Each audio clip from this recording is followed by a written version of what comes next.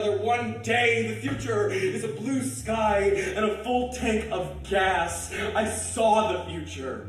I did. And in it, I was alive.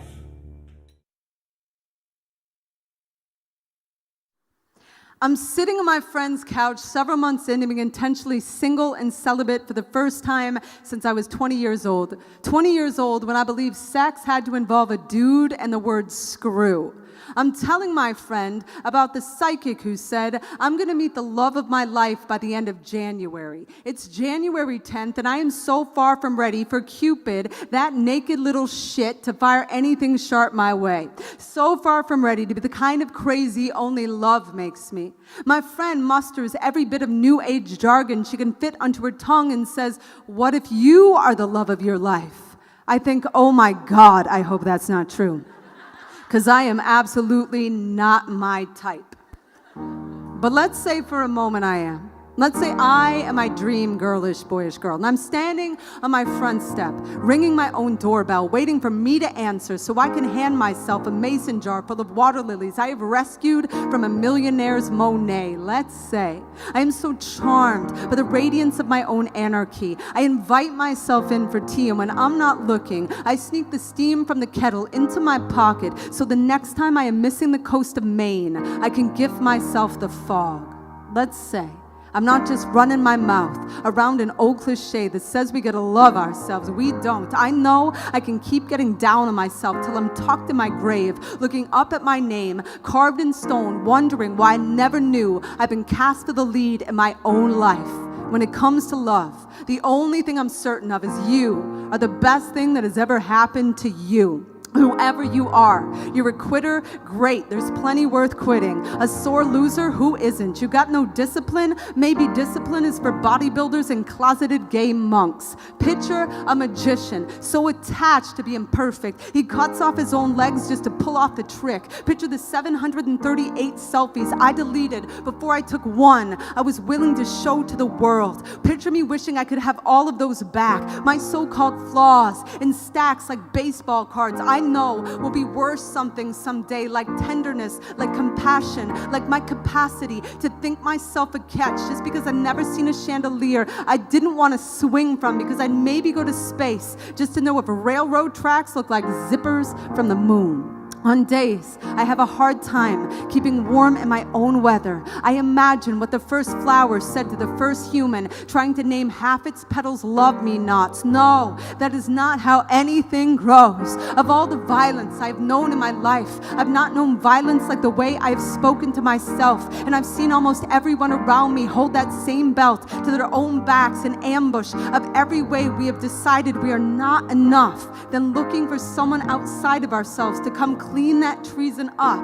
If I were to ask myself out of that cycle, I might say, listen, I am still going through my growth spurt. I am still yet to get my worst tattoo. I am still clearing the smoke from burning the toast I wrote for my own wedding day. I am still trying to get rid of my mirror face, look myself dead in the eye. I know Facebook is a lousy mortician, desperately trying to make us all look more alive. I know there are things I haven't survived. I know there are people who have had to work to survive me. I don't ever want to take that lightly, but I want the heavy to anchor me brave, to anchor me loving, to anchor me in something that will absolutely hold me to my word. When I tell Cupid I intend to keep walking out to the tip of his arrow, to bend it back towards myself, to aim for my goodness, till the muscle in my chest tears from the stretch of becoming what I came here to be, a lover of whatever got covered up by the airbrush, the truth of me, that beauty of a beast, chewing through the leash till I get a mason jar full of water lilies and I got a kettle full of sea.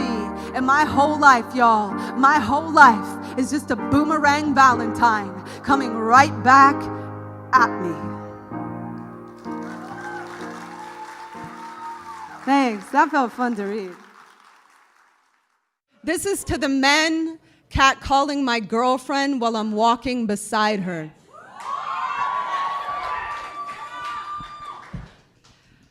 One of the biggest perks to looking the way I do is that I virtually never have to listen to someone like you suck your own dick out loud while telling yourself I am what you're swallowing.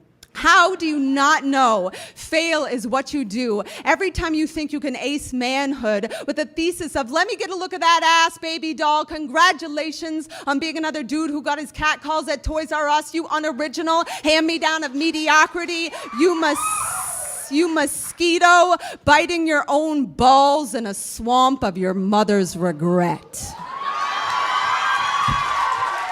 I always just want to finish the show there. Yes, I know it's low to call even assholes names, but any feminist who has ever taken the high road will tell you the high road gets backed up. And sometimes you need to take a detour straight to the belly of uncensored rage. Sometimes you get tired of seeing people's humanity in moments when they're outright refusing to show us their humanity. And so far, all you've shown me is that your voice box is a Rubik's Cube you couldn't get right, even if you peeled the fucking stickers off. I don't think you could get all sides clear on why you did not own the air, or why not everyone takes a bullet as a compliment. And yeah, even a hey baby can spiral like a bullet if it's aimed at someone who is not in fact your baby. Here's a hint. If women have to play dead to walk by your doorstep, you might want to do some work on why that turns you on. You might want to do some work on why your flinch and startle makes you think you are in charge more than it makes you realize your own power outage. This world is dark with men blowing themselves out. Men burying their own spines in the weight of what they think is theirs to take, to own, to muzzle, to drag into the ditch. Men who don't get what they want and shout the word bitch across the street like they're 2 years old, throwing a tantrum with their baby diapers on, like they think their dick is a golden ticket to the Willy Wonka factory and they can't imagine anyone would have an intolerance to, hey, sugar. So they call you a slut or a whore or a dyke. Way to go, you get the last one right. Somebody get him a tote bag. Somebody get some construction paper and make him a certificate. Somebody get him something quick before he feels inadequate all over a Santa Barbara sorority house, before he lines up women like pretty glass bottles and starts shooting off more than his mouth. Seriously, if you think you are any different than a boy who would write a manifesto to do everything in his power to destroy everything he cannot have, then prove it by being the kind of man who isn't killing time, watching his own dignity play dead, whose heartbeat doesn't quicken with the quickening of a woman's footsteps, who has enough self-respect to not hang himself out the window of his fucking car. It is not Rubik's Cube hard to keep your mouth shut. Just keep your mouth shut. You can do it, man. I know you can.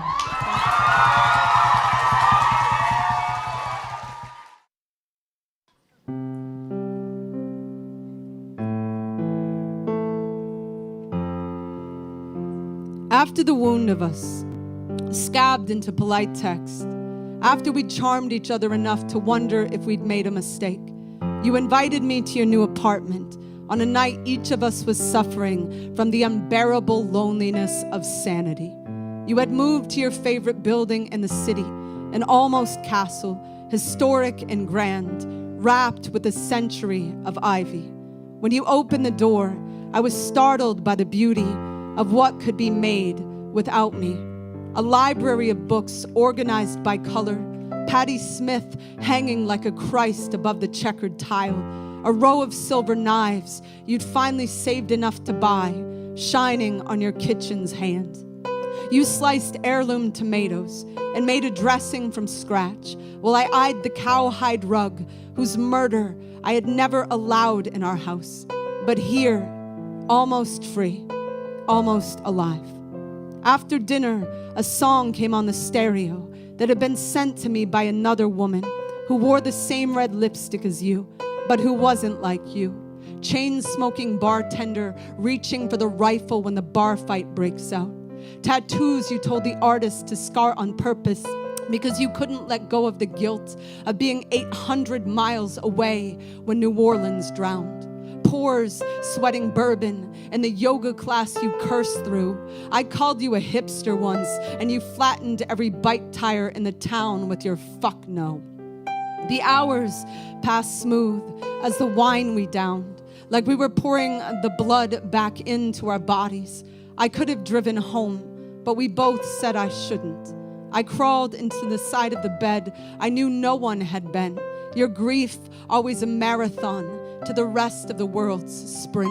I ran my hands along the stitch of your pillow while you spoke about the vines covering the windows. Because the building is historic, the ivy is too, you said. I'm not allowed to cut it down. So in the spring, when the leaves grow in, the house is dark as midnight. But in the winter, when they die, the house is full of light. Your eyes started closing as they always had before mine. 3 hours I lay awake, your shoulder kissing my shoulder. 3 hours I stared at the window, loving you, then turned towards your ear and whispered that I had to go. You uncurled from a dream and said, "Okay, honey." And I went to wherever the ivy goes in the winter, and for the same reason.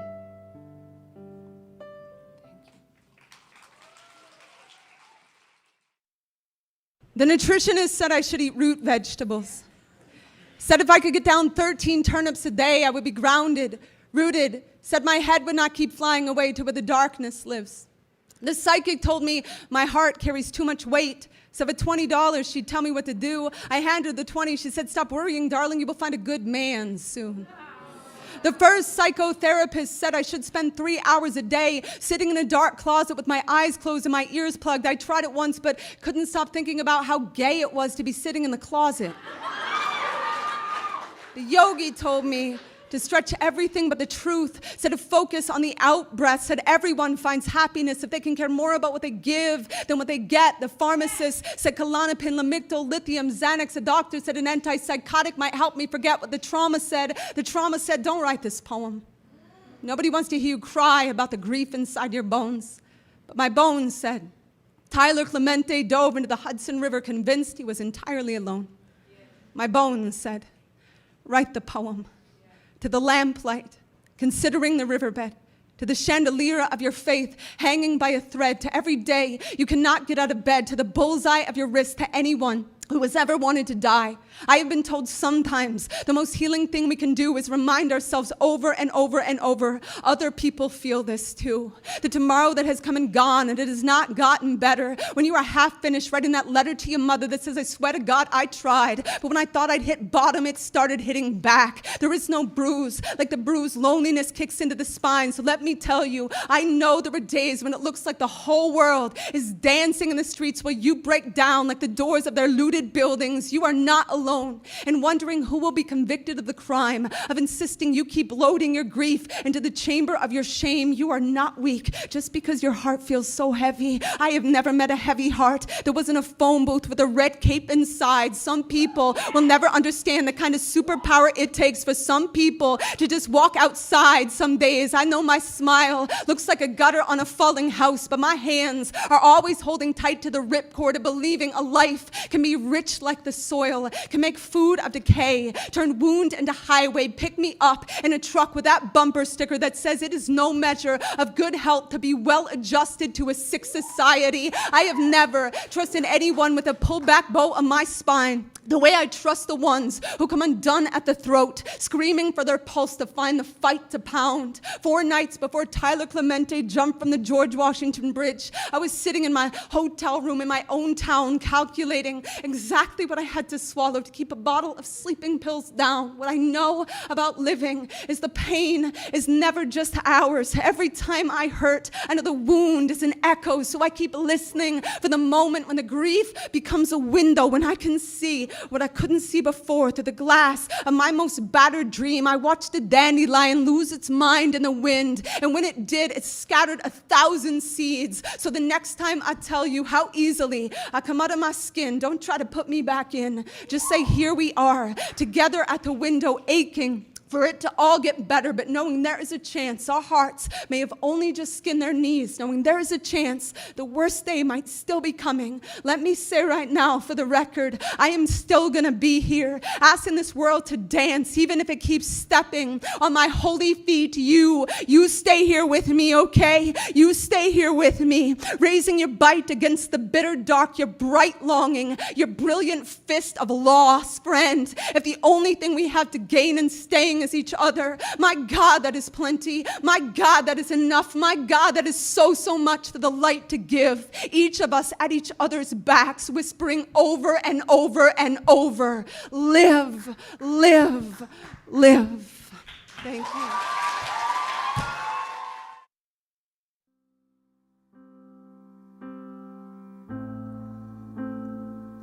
I don't think I ever really kissed any boys. I think my tongue had just been punching their tongues. But as soon as you loved me, all my callous went away. My hands so soft it hurt to pray. You picked me up at my Catholic college, and I'd sleep for hours till we reached your house. The first time in my life I'd ever rested. The first time I didn't have to play a role I'd never wanted to get. That's the medicine it is to be finally seen by someone. You'd point to my chest and say, "What just broke?"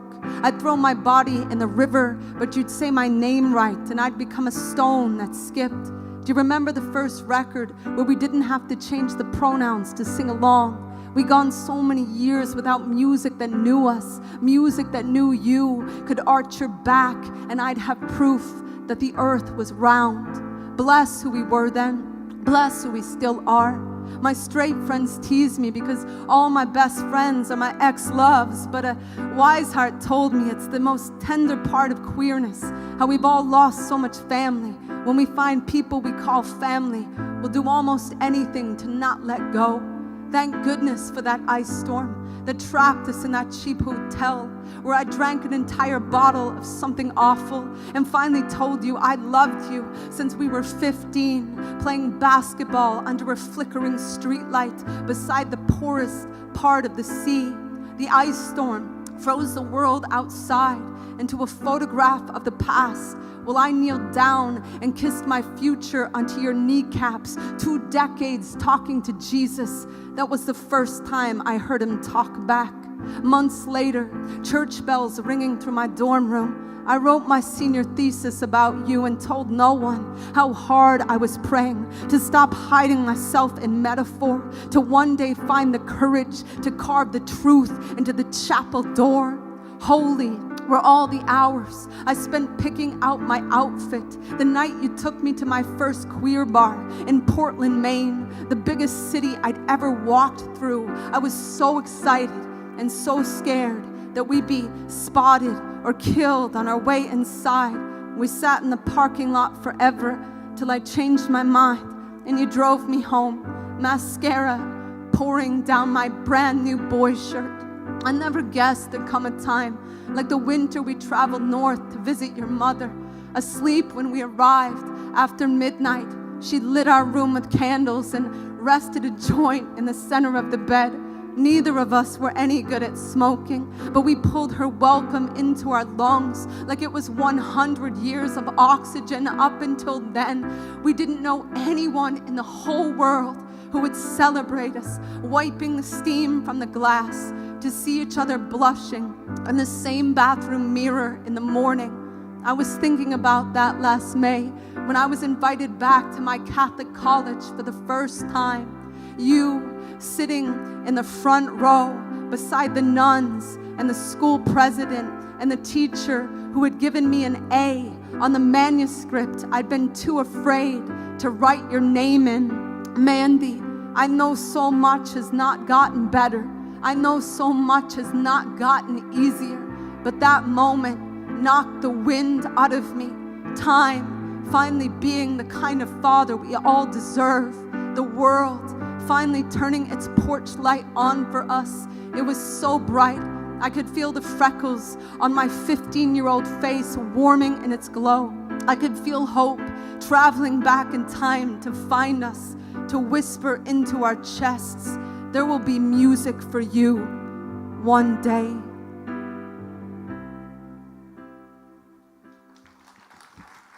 Thank you.